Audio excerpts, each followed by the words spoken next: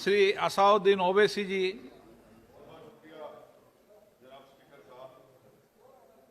Sir, मैं इस bill की मुखालिफत में खड़ा हूं और इसलिए खड़ा हूं क्योंकि मेरा एक पार्टी का कंसिस्टेंट पोजीशन है कि जब इस हुकूमत ने दफ़ा 370 को अपनी ब्रूट मेजॉरिटी के ताकत की बुनियाद पर अनकॉन्स्टिट्यूशनल तरीके से उसको ख़त्म किया, मैंने उस वक्त कहा था कि ये कॉन्स्टिट्यूशनल ब्रीच है और मेरा ये कंटिन्यूस मौक़िफ़ है। सर, मैं इस बिल की मुखालिफत इसलिए भी करता हूं क्योंकि इसी ऐवान में खड़े होकर वज़ीर दाखिला ने कहा था कि ये हुकूमत जल्द से जल्द रियासत जम्मू कश्मीर के स्टेटहुड को बहाल करेगी। आज आप उस अपने वादे से मुनहरिफ हो रहे हैं क्योंकि जब आप जम्मू कश्मीर केडर को एमगुट में मिला रहे हैं तो इससे आपकी नीयत का साफ इज़हार होता है कि आपने जो उस ऐवान को उस वक्त वादा किया था कि जम्मू कश्मीर की दोबारा रियासत को बहाल किया जाएगा, वो सच्चाई पर मबनी नहीं था, वो सिर्फ महज अल्फाज थे या जुमले थे। तीसरी बात यह है कि सर, एक ऐसी रियासत जहां पर मुसलमान तनासुब में ज्यादा हैं मगर पहले से अफसरशाही में उनका तनासुब बहुत कम था। मैं आपका आदाद शुमार आपके सामने रखता हूं सर। 24 सेक्रेटरी के पोस्ट हैं जिसमें से सिर्फ 5 कश्मीरी मुसलमान हैं। 58 IAS के पोस्ट में सिर्फ 12 मुसलमान हैं, यानी 17.24। 2011 की मरदमशुमारी के मुताबिक सर जम्मू कश्मीर में 68.31 मुसलमानों की आबादी है और 28% हमारे हिंदू भाइयों की आबादी है। मगर अगर आप देखेंगे टायर 2 में सर दूसरे दर्जे के 523 इंतजामी अफसरान, जिसे कश्मीरी एडमिनिस्ट्रेटिव ऑफिसर सर्विस कहते हैं, 220 यानी 523 में से 220 यानी 42.6 कश्मीरी मुसलमान हैं। IPS में आ जाइए सर, 66 पोस्ट हैं जिसमें से सिर्फ 7 मुसलमान हैं।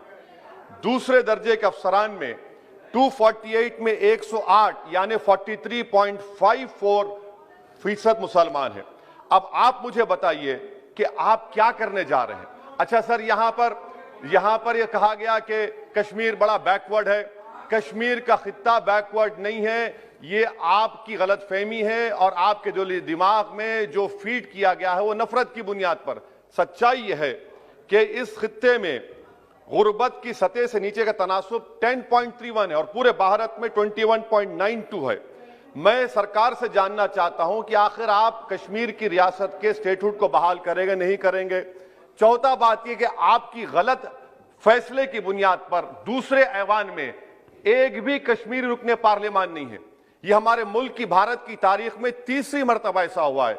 मेरा चौथा सवाल हुकूमत से यह है कि हम ये कहते हैं, ये आपका मानना सही है कि हमारे मुल्क में बाहर के दीगर ममालिक को मदाखलत करने की कोई जरूरत नहीं है, मगर आप उनको लेकर गए ना, आप तो यूरोपियन पार्लियामेंट के लोगों को लेकर गए। अब तीसरी मरतबा आप यूरोप के सफीरों को 16 फरवरी को खबर है कि आप लेकर जा रहे हैं। आखिर ये FDI नहीं है, क्यों यूरोप के लोग कश्मीर जाएंगे? आप एक ऑल पार्टी मीटिंग लेकर जाइए ना डेलीगेशन को। आप यूरोप के डेलीगेशन को कश्मीर लेकर जा रहे हैं, क्या आप चाह रहे हैं मदाखलत करना? इसको इंटरनेशनलाइज आप कर रहे हैं।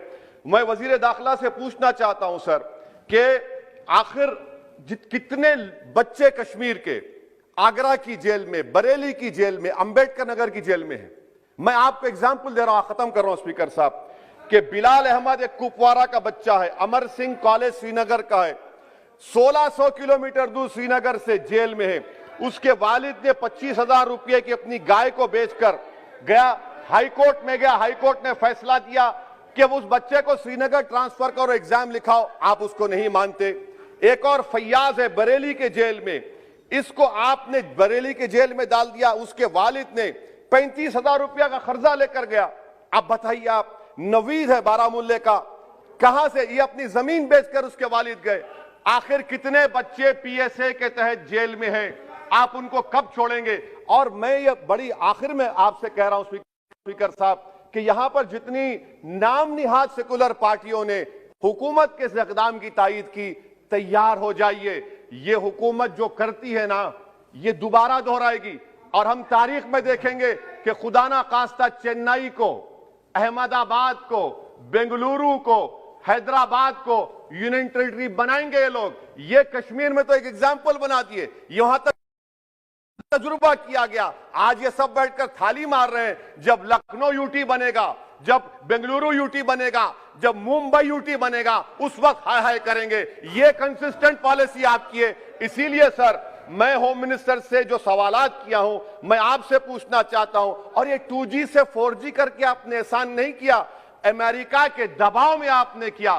بریڈ شرمن سے بھارت کے سفیر نے ملا، امریکہ نے سٹیٹمنٹ دیا، اور آپ نے 2 دن میں 4G کو بحال کر دیا۔ آپ اس مسئلے کو انٹرنیشنلائز کر رہے ہیں، یہ غلط ہے، اور اس سے کشمیری عوام کا ڈس ایمپاورمنٹ ہوگا، ایلینیشن بڑھے گا۔ شکریہ سر۔